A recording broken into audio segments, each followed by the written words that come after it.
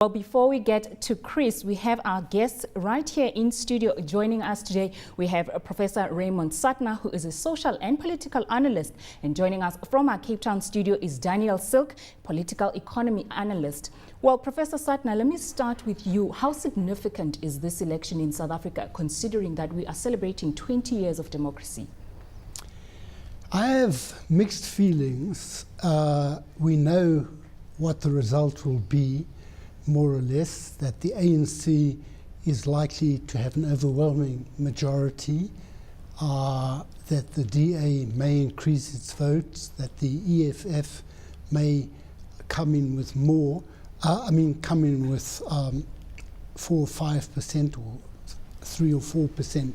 But one has a sense that elections mean less for political change than they did initially. We have a sense of cynicism about politics that pervades the air at the moment, because we've seen in recent years how there's been widespread corruption, a use of violence against people in South Africa, and there's been no real attempt to hold the government accountable. The ANC MPs who are sworn under the Constitution to hold people accountable for acts against the Constitution have taken very limited steps to hold any of their numbers, not only the President, to account. Also, I think all political parties are focusing on the issues that are in the media. You will not find the DA, for example, bringing legal action about people who have problems getting basic utilities in the Northwest or places like that. They will go to court over a motion of no confidence. So I feel that as we enter these elections, many of us have a sense that much of the hope that we had in 1994 has been squandered. I don't thereby mean that nothing has been done. I think a lot has been changed. But we have a sense that these elections are not really going to make a difference for the better. Well, Professor, let me bring Daniel into the conversation, joining us from Cape Town. Daniel, we've heard from the professor saying that he doesn't think there will be significant change that will be brought about. What is your take on that?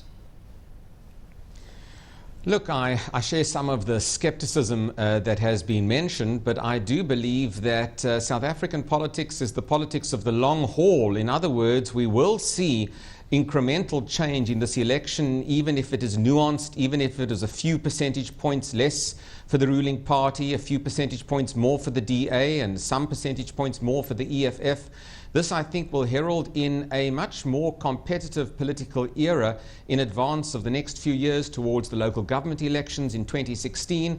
And I do believe as well that the ANC is going to confront in the next short period very serious issues relating to the South African economy. The economy has stagnated. And I believe that there is a dichotomy, a divergence of opinion within the ANC on exactly how to handle the economy. Do we go with the NDP? Do we go with more populist visions for the future? And I think this is all making for a fairly combustible next few years politically. So whereas this election may be technically or statistically rather similar, I suppose, to the previous election and elections, I think it's the beginning of a much more interesting phase in South African politics. And on the basis of what I believe will be in the future and what I hope for in the future, I see this as simply being another political exercise along the road to something a lot more interesting and exciting. Daniel, perhaps the next question that a lot of people are wondering about is that at the end of this election, do you think that one of the serious issues that the ANC will be dealing with will probably be having to deal with cleaning Jacob Zuma's image and trying to get it in line with where it should be? Because he's been surrounded by quite a lot of scandal and quite a lot of controversy. Would you agree? Well, look, I think it depends on the election result. I think that if the ANC surprises us all by, in fact, getting a very poor result, and a very poor result for the ANC would be anywhere closer to the 60% mark rather than the 63 or 64% mark, I think Jacob Zuma will be in trouble. And I'm not quite sure how much cleaning can be accomplished if indeed the ANC drops to close to 60%. So I think this all depends on the percentages, but I actually do think that it's not so much about cleaning Jacob Zuma's image, which will be the core outcome of the election. The core outcome of the election has to be kickstarting the South African economy, and it has to be attempting to implement the National Development Plan, and with that attempting to rescue the relationship between business, labor and the state that has deteriorated over the last few years. And I think that's the central challenge, more frankly, than the persona of Jacob Zuma. Professor Suttner, let's pick up from what Daniel has said. He's mentioning that, the ANC needs to make sure that it has stronger relationships with its alliances, being SACP, COSATU, and also they need to look at the economy. What do you think are other factors that need to be looked at? I think the problem with the ANC leadership at the moment is that their focus is not on policies, and there's not coherence as a political force. And this is primarily because the reason why people seek office these days is not to implement a vision, but to acquire power which can be used for patronage, corrupt, and other purposes. And I think we're seeing a broader crisis in that COSATU is also in disarray. Maybe COSATU will implode. I think that I wouldn't myself focus entirely on President Zuma, because if President Zuma were to go, what happens to the relationships through which he's been able to enrich himself and benefit others? You may have number one go, but you could get number one Mark II. And I think what we've got to understand is that over the years, we've seen the creation of a number of relationships of power that are not to do with ideology. They are to do with personal benefits, putting people in positions, and you can see the tentacles going all over the place. So while I do agree with Daniel Silke that stability and long-term political vision, all of this is important, but what confidence can business have in a government that is as corrupt as this? Professor, a social and political analyst, and Daniel Silke, who's a political economy analyst. Professor, let me start with you. From that report, what do you think are the gains that we made in the past 20 years, and what still needs to be improved? It's quite hard to put it very briefly, but I do believe that for very many people, their lives changed utterly. Whether the changes were maintained adequately, whether the way it was done was sustainable, can be questioned, but I think there's no doubt that when people say it's worse than apartheid, they're talking nonsense. So there have been important gains. And the question really that we have to ask ourselves, as some of those speakers were doing, is how will it be taken forward? And in my view, it will be important to try to build some sort of social compact between the most important players, government, business, and labor. However, you have this problem where out of those three, the only one that has some coherence, an element of stability, seems to me to be big business.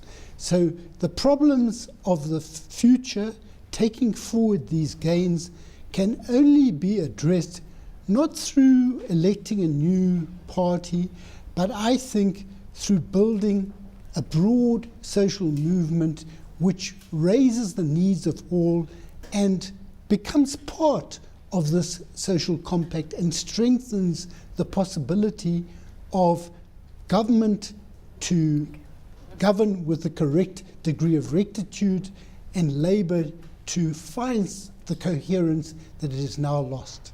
Well, Daniel, I suppose we need to be bringing you into this conversation as well. How do we do exactly what the professor is saying, raising the needs of people on the ground and sort of making sure that everything sort of works together when we do sit down 20 years from now? Well, you know, it's interesting. I've been traveling across Africa. I've been in Malawi. I've been in Rwanda recently. I've been in Kenya recently. And one thing that really impressed me from these continental countries was the fact that everyone, be they in the private sector or be they from government or from the non-governmental organizational sector, all speak the same language. They all speak the language of committing themselves to a corrupt-free society, to committing themselves to making it easier to do business, to committing themselves that they all want the private sector specifically to participate in job creation and growing the economy. And I think that's the key, and I think that's why a country like Rwanda, with whatever problems they have been able to grow at double-digit figures, 7.5%, 8% in the last year or so. In fact, synergy that exists at all levels of their society.